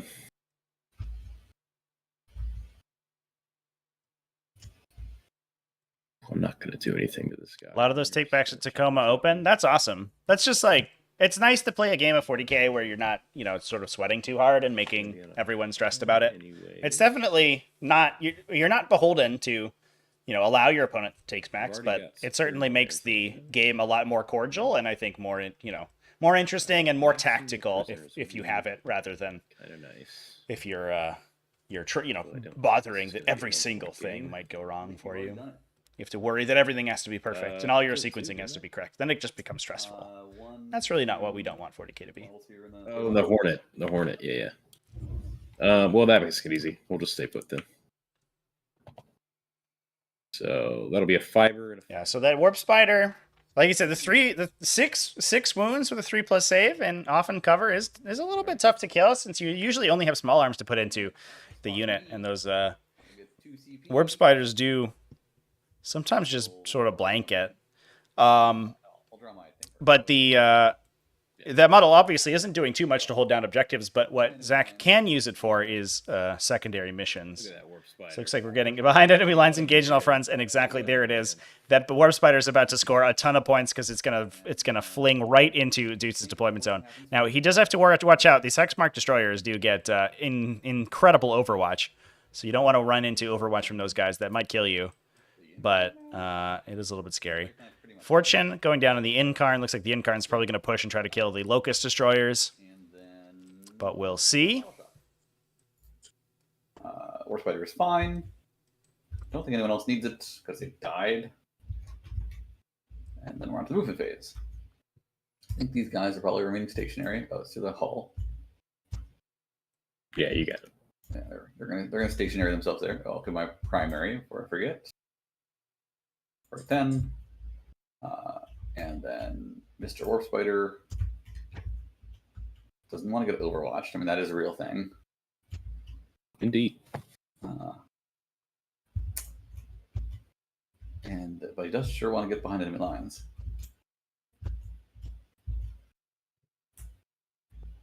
So, you know, there's not a lot to do about it. Sometimes you get overwatched. I will show deployment zones for those. Oh, I don't want to take credit for people giving take backs. I think that's much more representative of the of the general consensus of the competitive 40k community. People think it's a bunch of sweaty tryhards, and generally speaking, it's people like these who just want to play a really good tactical game with their opponent and have it be a conversation rather than a blowout. I don't know about you guys, but if my opponent makes a big mistake during the game, I get like physically uncomfortable unless I let them take it back. I can't deal with it sometimes. Sometimes, I'll heroically intervene and they'll be like, "Oh, I forgot about that," and that'll be what it is. But sometimes my opponent attacks a unit that'll jump away or attacks in the wrong order or something, and I can't stand it. I just want them to play efficiently. All this stuff. And I think a lot of other people agree with that too. If Zach ended up winning this game because he was 5 points up on primary or on secondary because these Necron warriors didn't move 5 inches, I think he would have felt really bad about that win. Seems hard. See if we can put a guy. Yeah, Nate FX. Yeah, he's the same way. Bubbles. I always I have a and you I have like an air through teeth. I do. Whenever my opponent's making a sort of unequivocally wrong move, I can go, Yeah. Are you sure? You sure you want to do that? We could land over here. It's not the end of the world. If I don't do that, I'll feel bad about myself. Just I want more CP. That said, someone will have to overwatch, so this Warp Spider's not going to do a lot else on his own. So he'll warp jump. Okay. Boop. Ooh, see if we take a mortal wound here. No. Doesn't damage himself. He can go 24. Oh, look at this move. Conceivably stand here. Ooh, that's not what I want. Sorry. Real quick. I'll send him back to a 12 in a second. Just want to see if it's really possible to stand here. No way. Try again. He could stand there. Are you kidding? He could. Yeah, that is a 3 VP Overwatch right there. I think if you clear that guy out, or 4 VPs, 5 even. I think, right? Yeah, 4 VPs if you have one model in your opponent's stable quarter. Yeah, so. 4 to here. Yeah, I think that's 5 VPs right there. If you take that Overwatch and kill that guy. Go with the Doomsday Arc. Just gonna laser beam him with a DDA. Yeah, 12. Yeah. Thanks. Do me. All right, little guns first. Mm-hmm. Up to you. Get in there. Look at that roll. Oh my god. Doots' dice have said no. Not for you. You don't get to score all those points for free. No, they're 3 up because of threes. Oh my god, but the Exarch makes all the saves. What is this game? One shot from the big cannon. Is he going to survive? He does get a hit. Wounds on a 2. It does wound. We're on the invuln save. Yeah, there you And go. there is a fate dice to keep him alive. Look at this little champion right here. This guy has jumped literally clear across the board, survived all of the perils of the warp that he had to dodge around to get there, and then a hail of Gauss fire from the Doomsday Arc to score 5 victory points on Zach's secondary missions. Oh my god. Even try. You better come correct if you try. Yeah, all the warp fighters are dead, and they're usually pretty exciting at it. But I am notably down a Ghost Arc. yes, it makes it a lot more interesting. But the warp spiders are pretty much one Ghost Arc of value. Like they probably shoot enough that the Ghost Arc would then reanimate them and cancel out. But also down as a support weapon. Absolutely, I Chad. think we're gonna try and shoot the other guys first. So those guys are gonna stand still. They gotta make sure they have range. Maybe this guy's out of range. I think he's got the hull right there. Yeah, it's a bit of my hole here. Let's see. Yeah, you got it, man. Sounds good. And we can get some missile launchers in here. I think it's you. You can just scoot Soft here pretzel with salt and honey. That does sound good. and snake some of that. I'm actually I'm moving my diet to keto, I think, There is still because I have teleporting a technically bit of with a the skin Catan. condition it's supposed to help with. So we should try and. Where's my sample Catan? And Example Catan. I'm always looking for new stuff within the keto sphere that's in there. Right now I'm on mozzarella cheese. There we go. So I've got This cheese sticks guy- for days. Whoa, don't do that. I'll wander over here. And But that also pretzel grab does line sound of amazing. sight. And I'll talk Way Leaper, who strength not up to much. He's up to screening. 9 inches out to here. And 9 inches out to here. So Eldar is basically trolling, Chad. It's true. double. And, you pretty much And just stand we here have to keep in mind too that this new heroic intervention mechanic in 10th edition lets you escape with stuff like that without being punished on your own turn. So Doots has no recourse. Now that guy lives there, he just lives there. What I'd love to see though is that this Wraith Knight goes ham, zaps down the Doomsday Arc, just turns it into a little tiny ingot of necrodermis. It explodes and kills the warp spider. That I think would be hilarious. It's like a 5, yeah. It's all kinds of. Oh yeah, the bedtime Oreos is really bad. And then For sure. Got a Wraith Knight who wants to get some shots in on Doomsday Arcs. Gotta remove my sample guy. So I think he's just going to line up this guy right here. Right there. Pretty much just scooches. Yep. Okay, scooch. And then we have a Farseer who just wants to kind of wander closer and not get clobbered. There is a screening question there. All right, example Catan. So this guy can stand out here and screen that guy. And then this is 9 inches. That's going to be right there. And you want to go down. Maybe to he'll a 9 charge bubble. with the X-Arc. Oh, you already were 9 bubble. I don't know if those warp spiders can, in fact, charge after a flicker jump. That would surprise too me. shabby. But, you know, with the Eldar Index, who knows what's possible? When it comes down to it, basically everything's Pretty possible. clean screen all along our kind of half of the board. Cool. And then we have some deep strikers which we could bring down. I think it might not be a horrible idea. It appears that they cannot charge after flicker jumping, chat. There you go. All our questions answered Hold on, by we just really wanna the old heal our RTFC. guys, which we're not guaranteed So he does to. live there. I think Doots would be okay if he charged with that guy, though. But I Doots think we would bring allow that. down one, this Doomsday Arc. Faced a Drukari army at Dakota that exploded your bloodthirster. That's at least You going on D6 for deadly device to kill 10 infantry. over here. Blood for the blood god. That wasn't an explosion, chat. That was a death blow, a final strike, if you will. He just did a big cool spin as he was returned to the warp. Just blew everybody up. I'll just grab some on site. Working on Eldar that are painted to look like mail carriers. Yeah, they're just bringing victory points to and from their deployment zone. And then in deployment zone, we only have 1 unit, but what are you gonna do? Okie dokie. Let's shoot some guns. Oh, this fortune's gotta go with it. Cool.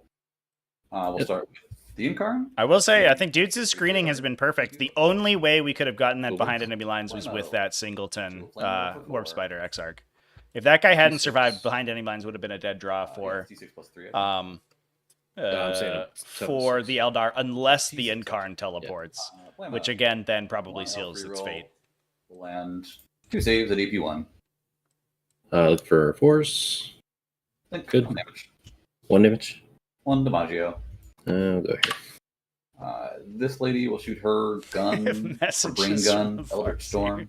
Take 6 shots for 5 shots on, I think, 3. They're just reaching out about their car's Eldritch Storm extended hits on warranty. 3s, 1 L free roll, and then it is strength, I believe 6. So it needs 4s, right? Your T6, T5? T6. Yep. All right. 1 L free roll, 1 save. I don't even know what the AP is. 2. 2. So I guess 4 in cover, right? Get Mhm. cover. Yeah. Sounds great. And then I'll move this guy off because he's confusing. Then we'll do some other stuff that have no other options, and we'll do this Hornet shooting that Doomsday Arc. Okay. Plamo, 1 miss, 1 elf try again. Plamo, 2 saves, AP2. 4 Pendle. Good to go. Gorgeous. Next Hornet. Plamo, Plamo. 1 Visser. It will do 5 damage. Ouchie. Missile, ba-boom. And then we'll go ahead and do our Spectres. I got 5 shots. Blammo, 1 elf reroll. Blammo, 1 elf reroll. 3 saves. That is gross conversion right there. Good Look to at go. these invulnerable saves, though. Dude's on fire. 5 damage on that Doomsday Arc from all of this shooting. Get wrecked. You gotta do it with D cannons, he says to his opponent. None of this Eldari missile launcher hogwash. You gotta shoot the D cannons at me. She also wants to shoot this other guy. But 1 cannon sure isn't going to do it to this Doomsday Arc. So I think all cannons here, star cannons there. Okay. We'll do the star cannons real quick. Just get them out of the way. Blammo. And strength 8 is 2 saves at AP3. 5s in cover. I don't think he has cover. I think I just have a clean line of sight to him. Wouldn't like the base of the terrain give me cover? I don't think so. I don't think it prevents me from seeing any part of your model, right? Like the bottom of my base? I guess. I can just. Yeah, that's fine. I don't think it. That's fine. Yeah, He's dead. He's dead either way. The attacker draws or chooses where the line of sight's drawn from, so they'll draw from the top. And Just the because top of the model. Yeah, Okay. because the you determine visibility normally. He's not partially obscured because the ruin doesn't automatically block line of sight. Okay. You have to be physically behind the wall. Okay. Big Gunola will shoot 1, 2, 3 shots. Another benefit of the towering keyword. And if you go on 3s. The illimitable power of the towering keyword. I will. If he was 1 inside die. the train, he would have gotten Moving cover on there. To be fair. 2s. Hmm. I think we'll. No, this is an interesting question. 46 mortals or 66? We'll do the 1 reroll here and land with a regular save. And I think, Trevi, maybe you can help me out. I don't know how the fast rolling works. Do I need to resolve this wound roll before he makes any saves? Or, yeah, I think so. If you want to fate dice it? Yeah, like I guess like I think I need to complete all the wounds before you make any saves, right? This is for Yeah, like I have 1 die left that I have to roll a wound with. Mhm. Do I need to resolve this wound roll before he makes any saves with a successful wound? So it's- you can roll out all of your attacks. You can fully resolve all of your I guess so. The question is, you want to know how much damage has occurred before you decide to fate dice, right? Yeah. I want to resolve all of my attacks and then hold one until the end for the damage step. Okay. Yeah. So I think you would choose either to fate dice now or resolve all of your attacks sequentially. Gotcha. Yeah. So So you if can I choose want to use fate dice to use fast dice rolling if you want, which you can, or you can use the standard attack sequence, which would be more efficient, but obviously more time consuming. Cool. So I will use this Farseer to make this also a 6. Alrighty. So 1 save. Goes through. And there's a colossal. I guess we'll roll it one at a time in case it matters, but it really shouldn't. Yeah, that's good. Yeah. I blow it. Neat. Let's see if I kill your warp spider. Ooh, yeah, that's actually pretty good. I do. You sure do. That's a good deal. Locust. Oh, it did 2. explode, chat. We got there. Reanimator. Oh my god. No way. And The tale of feels Wally one. the Warp Spider is finally Transcendent. over You don't in hold on to your damage. the 3. detonation of a Doomsday arc, and this is basically worthless damage on the 2. Necron units as well. The Transcendent Katana will stick on potentially. It'd have to stay there for the Technomancer. Canoptic Claw to the Technomancer to repair it again, but everything else is going to get reanimated by the Reanimator.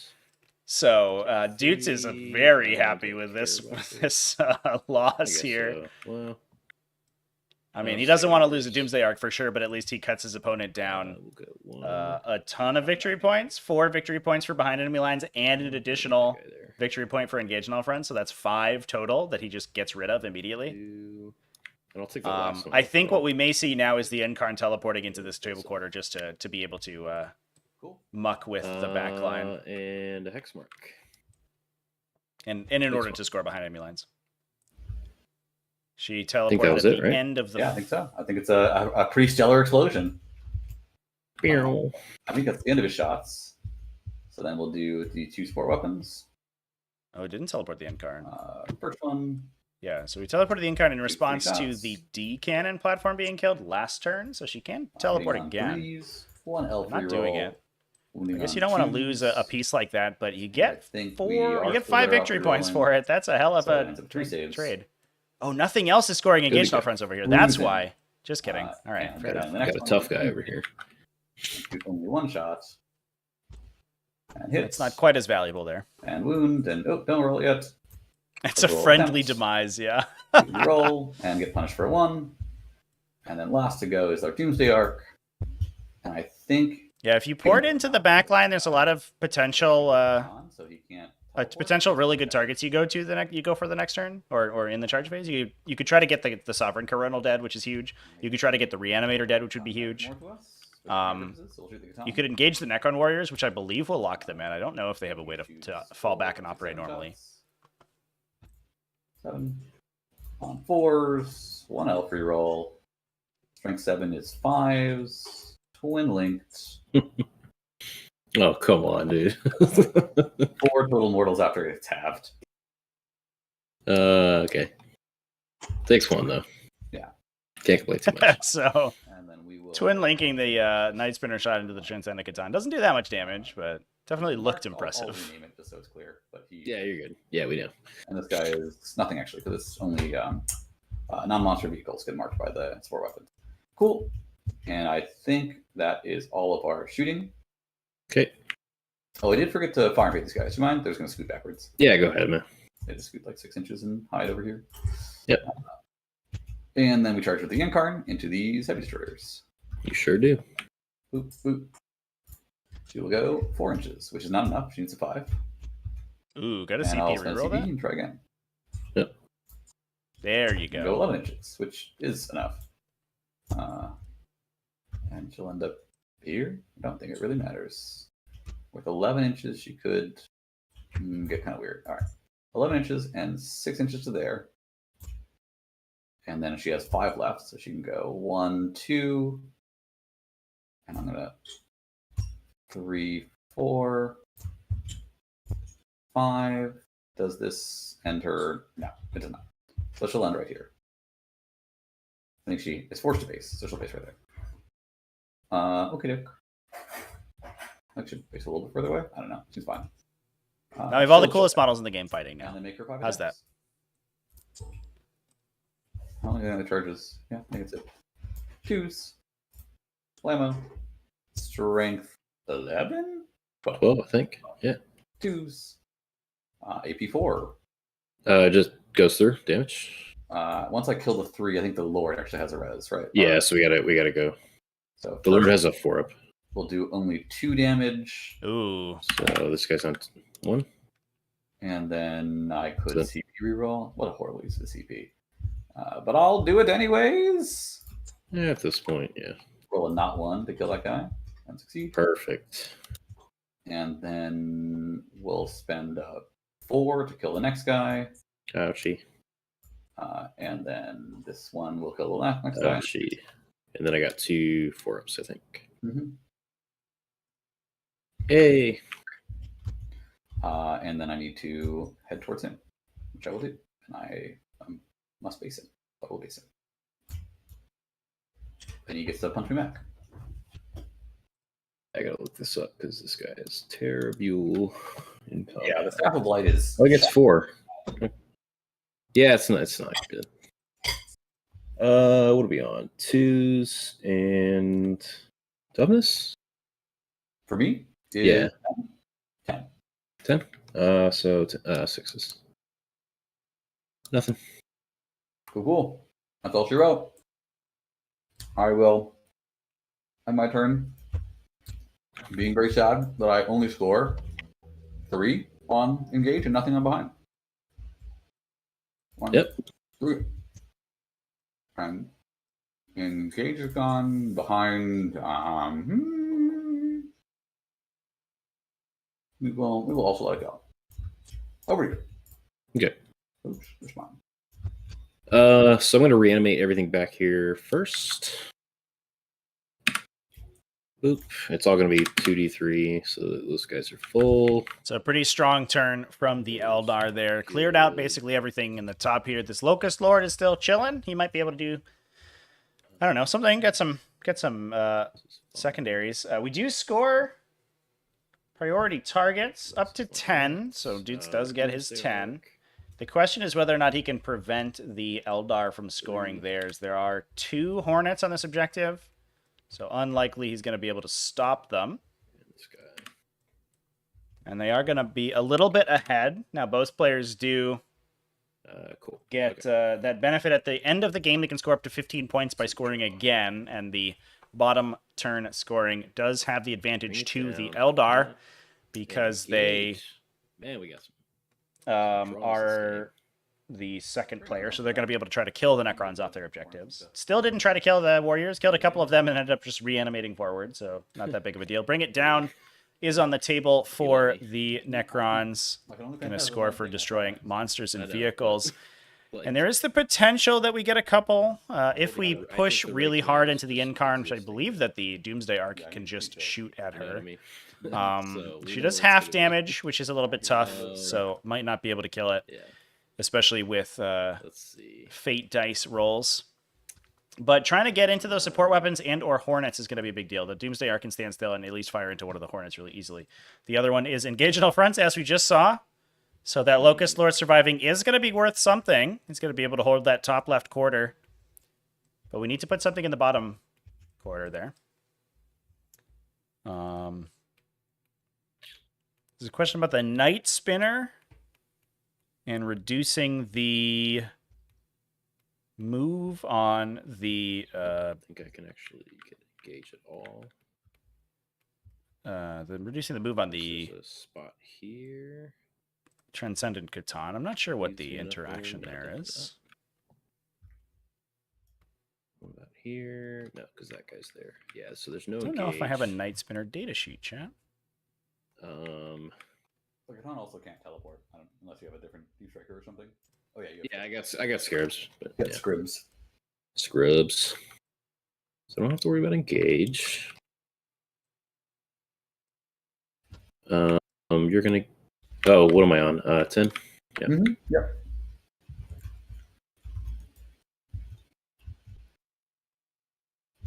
Maybe we break 50. You never know.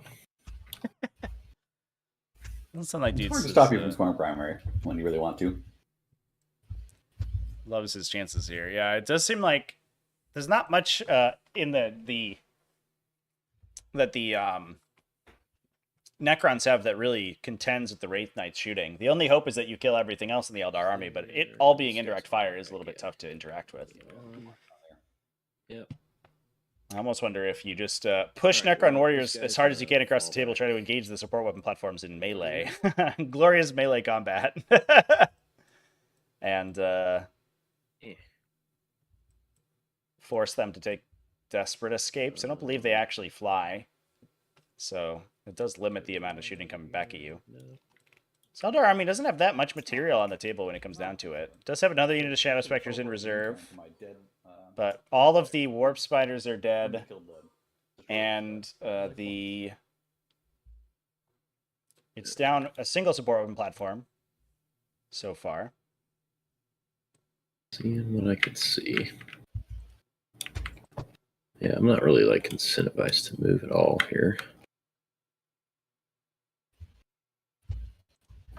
For secondaries, don't make you. So distance is always measured from bases, chat. Unless you have a special rule that says otherwise. So in this case, the any additional sort of effects here are discounted. Generally, additional stuff like this would not be counted for line of sight. So the line of sight would only be the physical parts that aren't transparent. Those are just for show. Bring these scarabs on.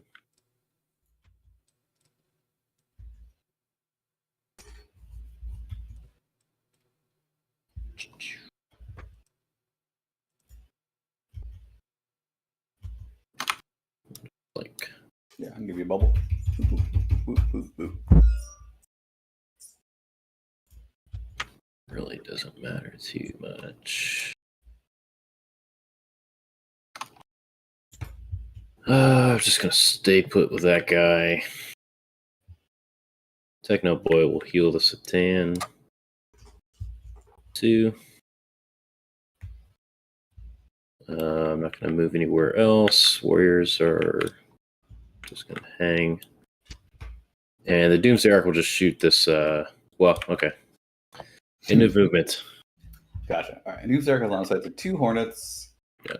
But I think he can, if I phantasm one, he'll just kill the other one. So I don't think I'm excited to phantasm that. He did not move, nor did anyone else over here excitingly move. So that's it. I think we'll chill. I don't think we need to phantasm. Not much to do about it. All right. So just everything into this closer guy. Sounds good. I'll start with the big gun. CP to lightning quick. Yep. +2 to hit if it matters to you. Oh, you're +2 because you're heavy. Yeah. Yeah, heavy. Thank you. Yep. Oh, 7 shots though. danger. What a shot. 2s, and then it's going to be, what do we say? It was 2s, right? Yeah. T7. So at least 8 mortals. You will die. Does he explode? Look at that shot right there. Very nice. Okie doodles. So are we just charging with the I'm going to charge you with scarabs. I Yeah, can get him. that's the game plan. Let's go. Casual 9? No? No. Okay. Okay. So we got bring it down for, what is it? 2 No for reroll? Hornet? Hold up. Yeah, I think so. I don't think it's more than 10 wounds. Yeah. Does it give you +1 though for being tactical? Yeah, I think so. So I think it's 3. Oh, it's +1. Yeah, for tactical. Okay. And a gauge, I'm going to get rid of for CP. Swimming in CP. We're not CP rerolling that Yes, charge? we got- What's happening right now? I'm so confused. Fuck me. Get those scarab sworms in there. What are we doing? That at least would force a command point to fall back, shoot, and operate normally, and you'd get engaged in all friends instead of burning it. And defense stronghold. I don't understand, chat. Signals we can get to work on. Signals is looking good. I feel real smart not teleporting my Incarn now. She goes and investigates a pretty cool noise over here. What is going on over Wander there? over, She could have an epic duel with the Locust Lord, and, but I guess there's no reason to stand on the train. no. It's time for her to look at Fortune. a cool thing. So Fortune, thinking when she can. Now the Wraith Knight. He's extra alive. So she can do that corner. Someone over here should do this stupid corner. It's probably the Night Spinner. I hate that. And then this Hornet has to do this corner. I know, Everyone's yeah. so busy. I don't- Orphans can work on that Doomsday Arc. I wonder if, like, does Doots have some sort of game plan? Maybe there's a master plan in the works here to try to keep these warriors alive. He needs a reactive reanimation. He needs a protocol of the Eternal Guardian. He needs like CP rerolls in the bank, maybe for this Necron warrior unit. But that's only 3 CP to begin with. I don't know how much you need for that. All right, Altark Wayleaper hiding in the back here to start to get investigate signals. Incredible draw for Eldar right now. They're in a very good spot for it. Might even, I guess we probably don't see the Night Spinner go in and investigate a signal probably. That's probably a step too far. But it is nice and useful. And now these Shadow Specters are just going to run away. You know, if you Overwatch me, it's fine. I'm not too attached to them. In fact, I actually have to be within 24 because that's the range of their guns. We'll walk over there. Use the 10 CP I'll strategy go ahead to and do get it just 50 because I got CP. For value, blow them up. Yeah. So we're going to Overwatch. You never know. Oh. Big gun. Here we go. Oh, no. All right. It's going to Or devastate, three, right? though. Is it Ready? five? Yeah. Actually, I'm not sure it gets devastating on Overwatch. One But hit though. T3. Oh. No one. And little guns. Are you within 12? I don't think we're within 12. No. So just one save. Flat No out. IP. hey, we did Take kill one. that. I hope you're happy. Kill the man. Brick kill the guy. And I'll send it back to me because I'm blue. Yep. That's them. Yeah, excellent counterplay to the Warrior Brick for sure. I think Zach has played this game absolutely perfectly so far. A real showcase of how to play this Wraith Knight build. I know a lot of people sort of checked out of the Wraith Knight. Oh yeah, we could even hop in another unit of Shadow Specters. Oh no, did Doots leave an area open? He did. I can't say no. I love points. So we could potentially see some Shadow Specters drop in the back here to do investigate signals because he moved his Coronal Technomancer. They can't shoot and perform the action, so they have to choose. I'm gonna miss you. And there are some juicy targets back here. You could try to shoot the Reanimator. That'd be kind of a meme. Our screen's gonna be a lot weaker than it was before. It's not gonna really exist, which I hate. So I have to give up 2 points to do that. I guess I should double check. It's a huge tank if we can even do this. 9 inches. Let's make a copy. I think it might be bigger than 9 inches itself. Yeah, it definitely is. It is physically not capable of doing this. How's that? Is that the right model? Because I feel like the actual Night Spinner is not that long. I don't know. This is the set I have. Oh, okay. It's interesting that some models just can't do it, which is Yeah. Yeah, it's which I guess leads to these guys teleporting back here. yeah, you might as well just do it with them then. Yeah. And they'll just be as far forward so they don't run out of time to do stuff. Cool. This Night Spinner, I guess, does not have much it has to do. And try and keep the lockdown on that guy so he doesn't come out here and punch me. Mm-hmm. Really do objectives, I guess, is the actual answer.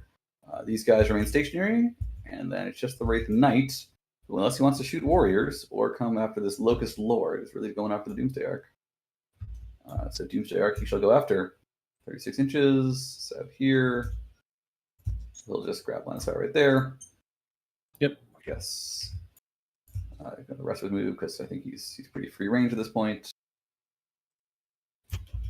And I will fix his gun because that's pretty bad. There you go. Nice. He's a free range Wraith Knight. He is like basically a big chicken. You have to be a big chicken to hide behind this building the entire time. 5.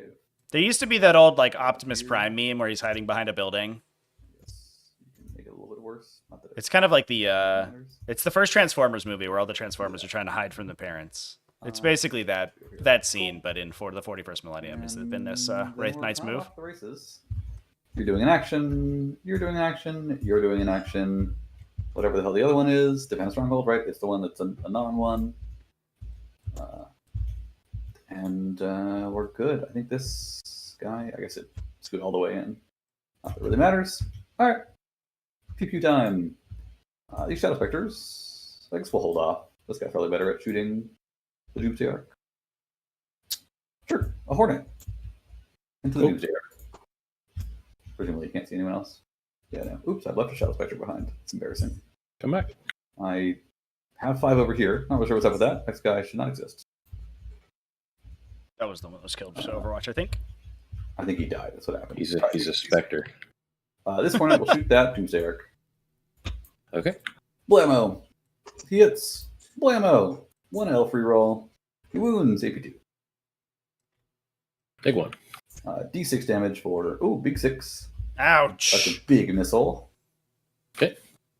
And then we'll go ahead and have the Wraith Knight shoot the Doomsday Arc. Yeah, I guess all his guns. I don't see any reason not to. Chat. That Wraith Knight's just shots. grinding its faceplate on the concrete this whole time. It's really scratched up at this point. That's just what it does. But it is like Eldar trickery, right? Yeah, like yeah. Wraith cannons Legitimate. shoot Yeah, through no, solid objects, so it actually kind of checking it makes out. sense. Hitting on 3s. 1 elf reroll. Get in there. These guys are gone. We'll reserve 1 die. Yeah. And wound on 2s. Oh, good lord. You gotta just roll it. Chill with that. Yep. And the last one will also roll. Why not? So we'll do only 16 mortals. Only 16. All right. Unnecessary Sarkhan's do level of nothing. damage, Mr. Wraithlord. This D can't. I guess these guys want to scoot, so they'll shoot first. They'll shoot at these guys. So Okay. out of range. I could put them out of range. So I guess we'll shoot with this D cannon first. Yeah, I'm not sure about the dimensions, chat. I know that there are some issues with some Eldar files in TTS in terms of their scales. And also, I know some of the Eldar chassis are larger. I think the Fire Prism chassis is larger, and I don't know if the Night Spinner has that same problem. So I'm not sure.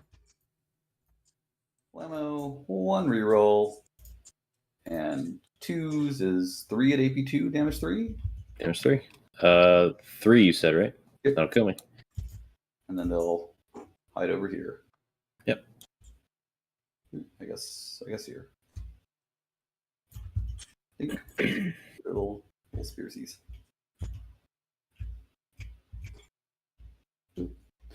Alrighty. And that is all she wrote. We will. So you got a 6er? Yep, 6 on this guy, and the other one happens later. Yep. Back to you. All right. Do I need to reanimate anything? Nope, that's all good. Okay. Draw. Overwhelming force. I just shoot the Night Spinner. Do you want to shoot the Night Spinner? Oh, yeah, go ahead. Yeah, he just wants to shoot at the Transcendent. Truthfully, it doesn't really matter what he does, just as long as he does it. Yep. Shoots 6 shots. He's in a losing battle against Regen. Blammo, 1 reroll. Blammo, all rerolls. And you're looking at 2 saves and 1 mortal. All right, just 1 mortal. Mortal. Takes it. Neat. All right, thanks. Yep. All right. So, overwhelming force. Is there anything I can do about that? The answer is no.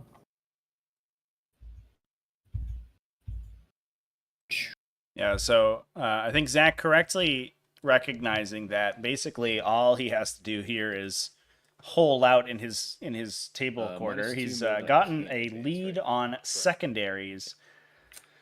And because he has bottom round 5 scoring, his primary score is going to be very high. So basically, the ball is in Doots' corner to actually accomplish stuff. Overwhelming Force is a bit of a dead draw here. The only thing that's reasonably in danger is maybe the Shadow Specters, but even then, not really. The primary mission is priority targets, chat. So you score 5 victory points for each objective marker you control up to 10. Then at the end of the battle, everyone scores up to 15 again. This guy. The incarn from here. I will attempt to draw. Is it Yeah, it's 5 for objective cap to 10. Yep. So they're both getting 10 a turn right now by just holding these objectives on the sides. And then someone's going to blitz the center on the last turn to try to hold things down. So sorry. Yeah, you're good. Just wondering.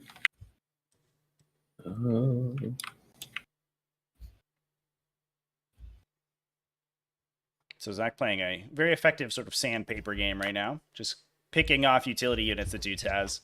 Locking down the Transcendent Catan. There. So it can't make any big plays. And keeping himself safe. And so far, so good. This is definitely Zach's game to lose currently. I got that 10. Yeah, we got that. Cool.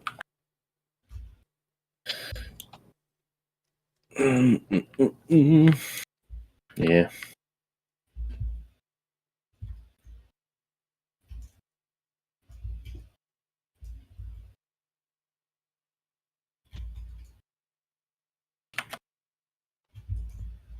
Warrior's just gonna move like this. Do wish we'd seen Dude's push for that engage in all fronts last turn. Giving up that 4 points was a pretty big deal. Or potential 4 points, I should say.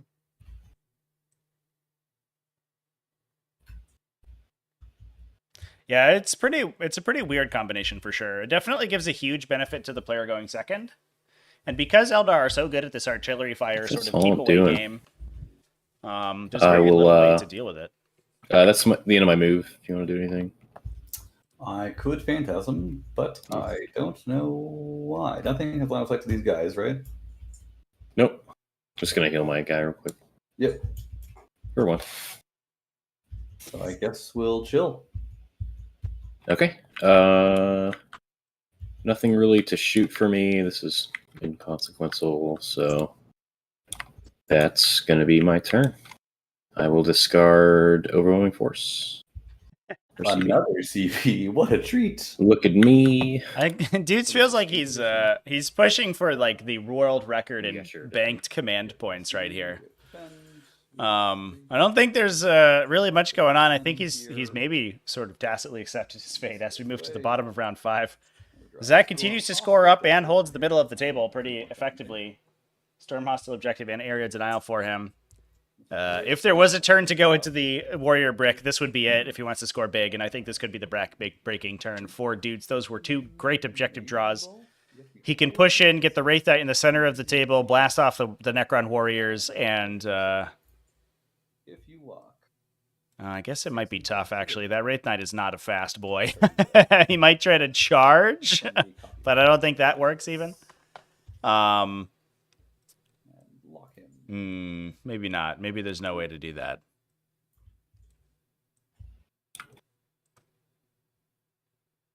Oh, get on there, buddy. There you go. If you walk. 1, 2, 3. And rotate like an inch. I'm definitely seeing the weakness of the warrior blob versus like we saw Ray 667 playing the Lich Guard unit.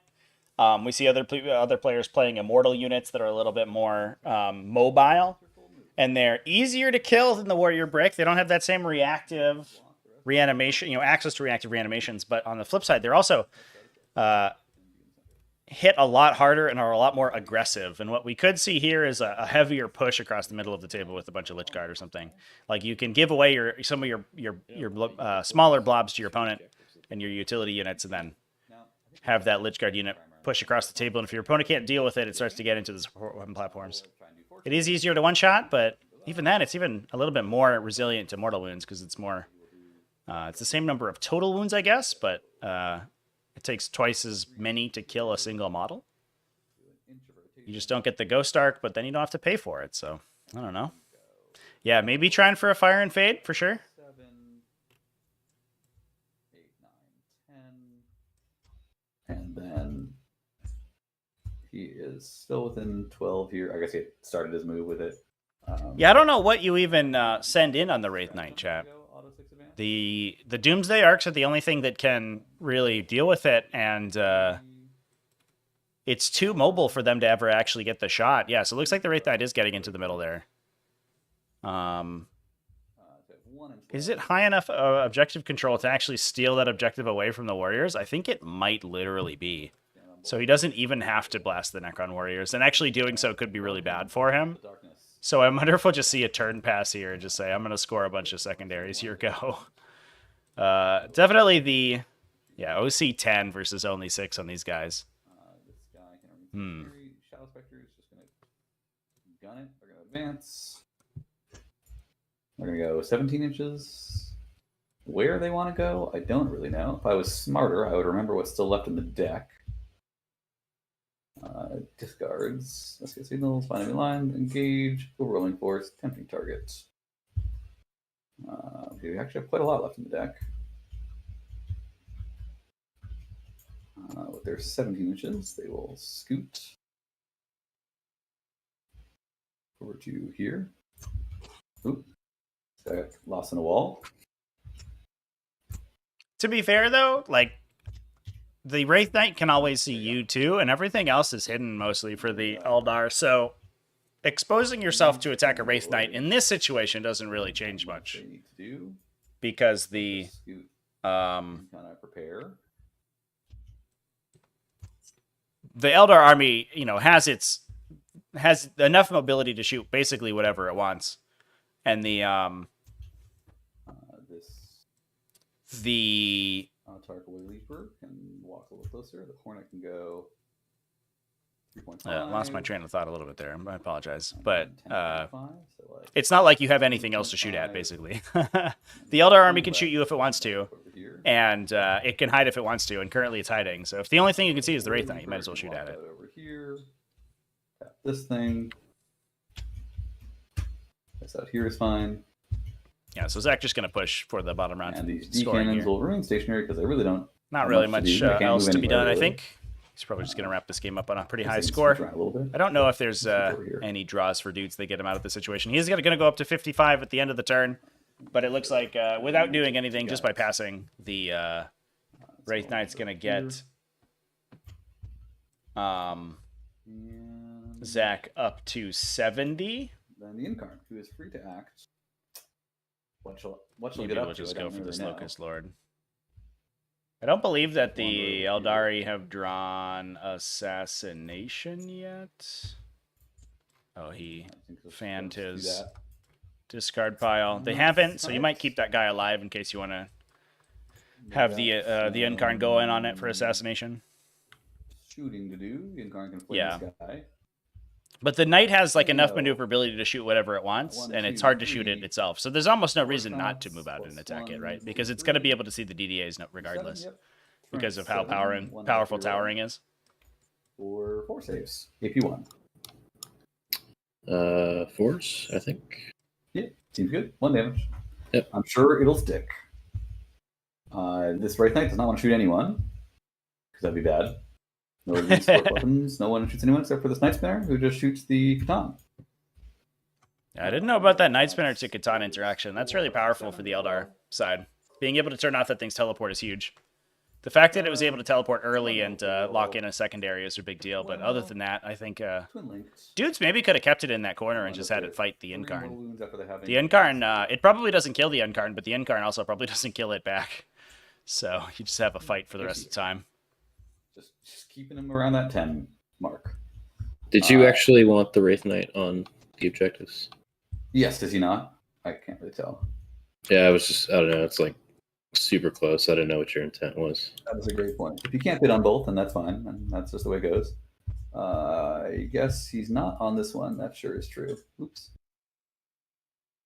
Shoot. I think he can't fit on both. Yeah, so he's just on this one then. Okay. Yeah, I think he's just a little too small to get both. Yeah. But that's a good point. I apologize for that. You're good, man. That is it. Alrighty. I'll get my 3. Got my 5 for Ares and Isle, and my 5 for Storm Hostile objective. Cool. That's a 5 for me. Cleanse and extend battle lines. Okay. Oh yeah, so Yep. the Incarn So knocking out this objective back here. if Cleanse I is certainly possible. Extend battle lines I also actually don't possible. understand So these draws. I was like, there's no um, way you'll get those draws, but oh well. Like good draws. we could Yeah. potentially see Doots score Move 'em about to make 10 here, I guess, go to 70, but then that ties, potentially and then Zach scores and scores again. There's no way he gets. They'll both get Zach will score 10. I don't think there's any way the Doots prevents the primary score there. And then they'll probably, even if Zach allows Doots to get 15, they'll both Zach will still be up by 10 at that point, plus whatever secondaries he draws. So I think there's mathematically no way for Doots to come back from this stage. A 90. You're going to be on a 10. I guess it depends on what you draw, but could have probably made it a little bit closer. There's also the end game scoring in this one, which is interesting. Yeah, that's what I was thinking of. Yeah. Yeah. You can score a bunch at the end. You can score like 30 points at the end. Or I guess not 30, 25 maximum you can score at the end, but still pretty good. So my game one of LSO, I was we played this mission with hidden supplies and everything. I had all 5 objectives. So I had the 4 middle objectives and my home objective for 4 turns against Gene Stealer Colt. My opponent killed, I think, my destroyers and like my scarabs. And then in turn 5, he basically tabled me and got every single objective, and I lost. I think he scored like a 35-point turn 5. Yeah, Lost so by you get 4. Like 15 off of that, plus 10. Plus Yeah, it was brutal. Yeah, that'll do it. Yeah. You see a pretty good. It's wacky, yeah. All right, I do need a cleanse though, so what I'm going to do here is, because I know I'm going to do it, I'll do Protocol Sunstorm on the Warriors. I'm going to advance them. For 1, I get to reroll it because of the strat. Yeah, because that storm is so interestingly, the Necron Warriors, it appears, can actually cleanse multiple objectives this turn. So if the Necron Warriors just swarm up into all of these objectives, then they're just they can rock up and grab the max cleanse points here. Not that it makes a huge difference, but it is important to note out. Well, with this roll, I feel better because now I know there's nothing. I wouldn't have gotten that last one. That 3rd objective.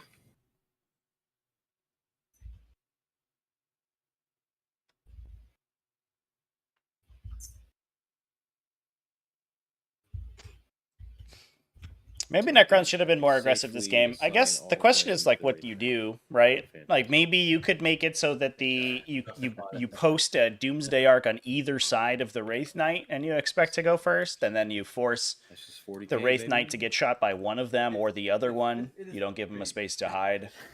I think like the danger is that you lose both basically on that first turn, both T-Cannons or both Doomsday Arcs instead of just the Ghost Arc. So it's a little, I don't know. It's a little tough. I think really, it comes down to the power of Phantasm. If you don't have sort of a lot of reactive abilities, there's very little you can do to prevent that from happening. And, we'll see if that gets updated in the future, but who knows? Doesn't matter. Cool. It is a big beep boop robot in the center chat. Yep. And V5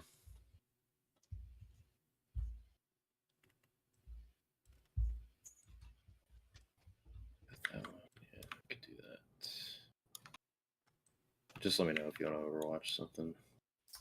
I probably will overwatch a random hex mark, I think. Yeah, might as well.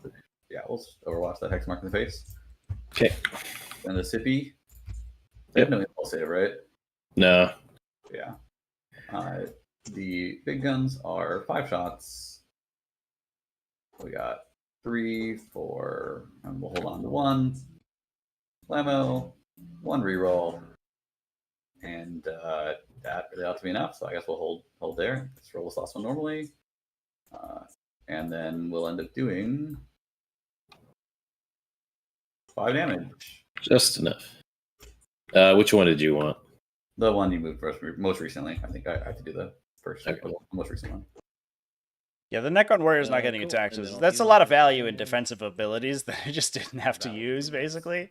I think part of it is that this mission doesn't reward aggressive primary scoring very much, except in the last turn. And Necrons really want to beat you on primary early. So I think putting a ton of points into this unit that doesn't do anything on secondaries really. Another unit may want to be on this in order to cleanse it, right? Can they cleanse both at the same time? Yeah. You can cleanse both. Neat. Yeah, I could see the push forward. It feels like Doots did set up to get the benefit from the Ghost Arc, but then once the Ghost Arc was dead, never left that formation. And I think he could have just moved them forward over and over and over again, definitely. I do think that at least if he pushed his opponent to kill them, then he maybe has the Doomsday Arcs for another turn or two, and then maybe can score some secondaries. So I think that will be Zach taking the victory there. Is going to score his primary out, and then both players will score at the end. Even if Zach stays still, he'll get 10 on primary. He should max his own primary. I guess we get up to primary caps very quickly here, since you can get 50 on primary.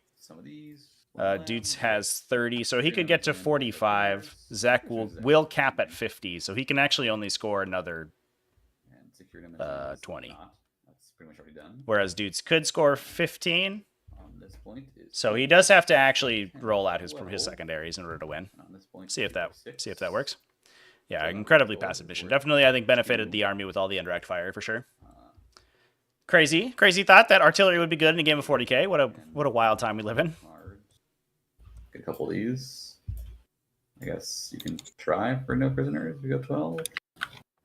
Don't think you're gonna get line of sight anyways. Nope, you sure won't. And there's plenty of OC on that. That's like we have secure no man's land and no prisoners. And that should be good enough, I think, for... It's really just Wraith Knight touches this objective is the best we can do.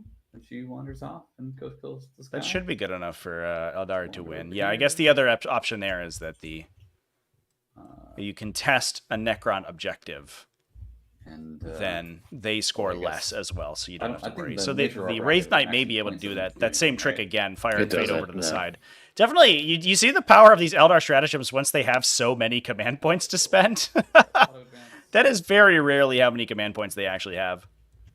And see if you can touch it. Yeah, the fabled 10 VP strat. Which she probably can't, actually. Yeah, I think that's close to you can get it.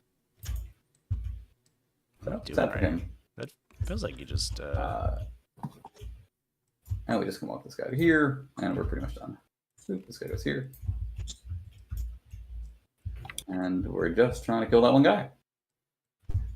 Yeah, so secure no man's is going to tick up here. Over here, so it's just this guy and Car and buddy team up. For 5 automatically, you kill the Locust Lord, and I think we're probably going to charge the Wraith Knight onto that objective and steal the objective. That does give a move to the Warriors. I don't think that changes things, though. I don't think it rolled these dice.